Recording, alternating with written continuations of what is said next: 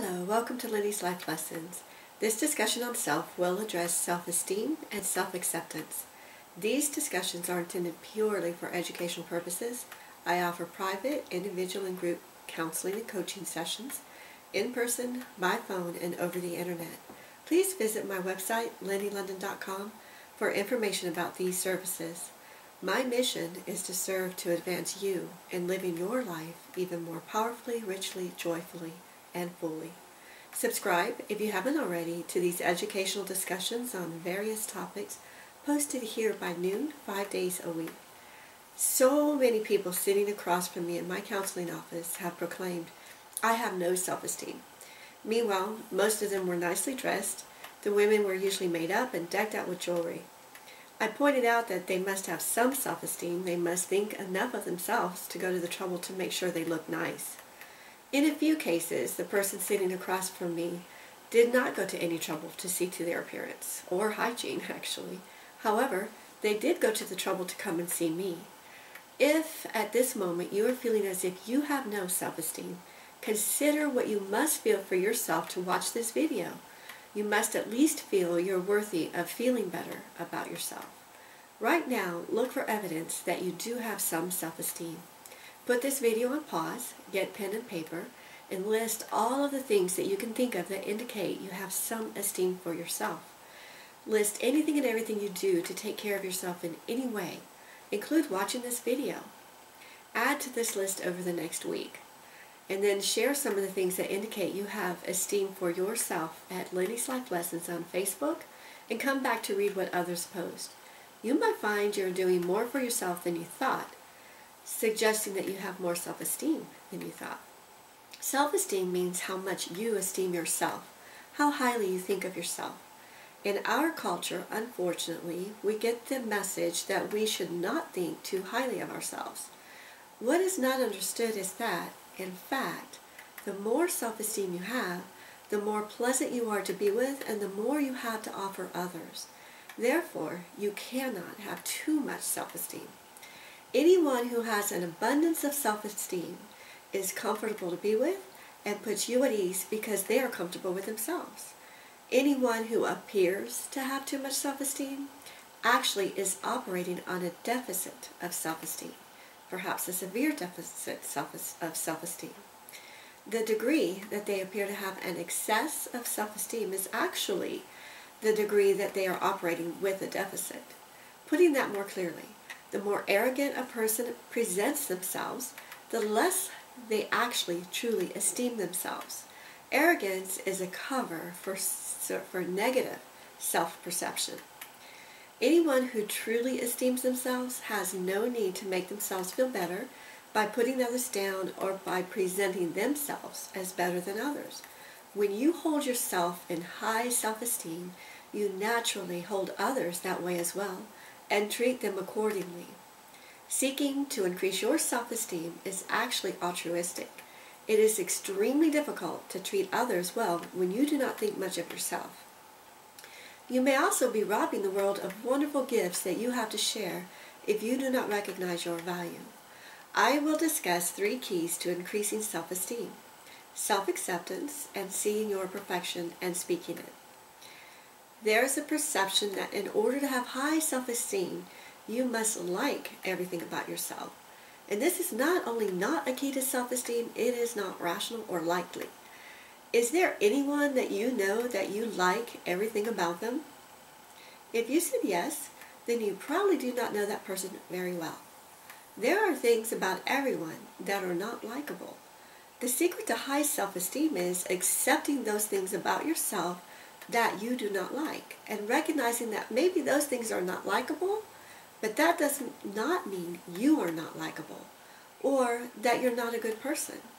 List the things that you do not like about yourself, and put each of them in this sentence: even though I blank, I am still likable. Likable people sometimes blank. For instance, even though I procrastinate, I'm still likable. Likable people sometimes procrastinate. Or, even though I'm messy, I'm still likable. Likable people sometimes are messy. Another exercise to increase self-esteem, to Another exercise to increase self-acceptance is to own it out loud. When someone calls you on your messiness, acknowledge it. Yes, I can be messy, and I don't like that either. One of my mottos is, I'm working on it. When you're acknowledging out loud to others what you do not like about yourself, notice how you feel. Challenge any feelings that this makes you unacceptable. Even unacceptable behavior does not make you unacceptable.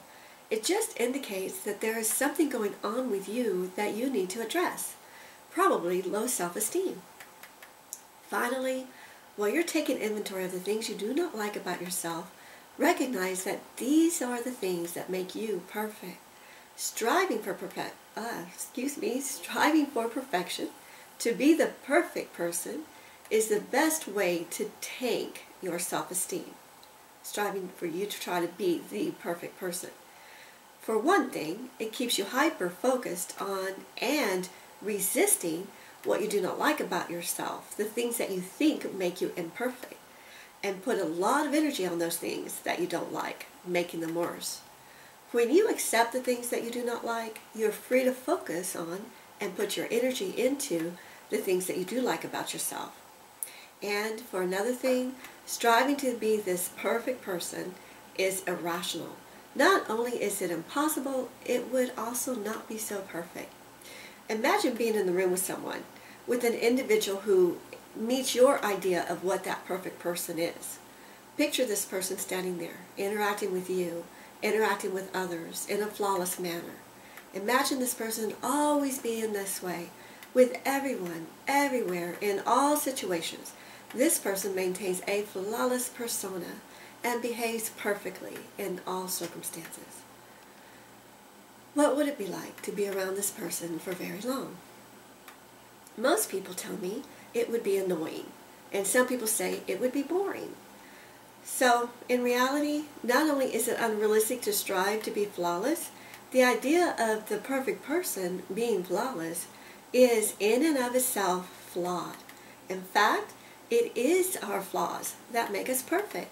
They give us depth, challenges, and they make us interesting. Granted, some of us are more interesting than others. You are perfect just the way you are. The fact that there are things about yourself that you would change is perfect.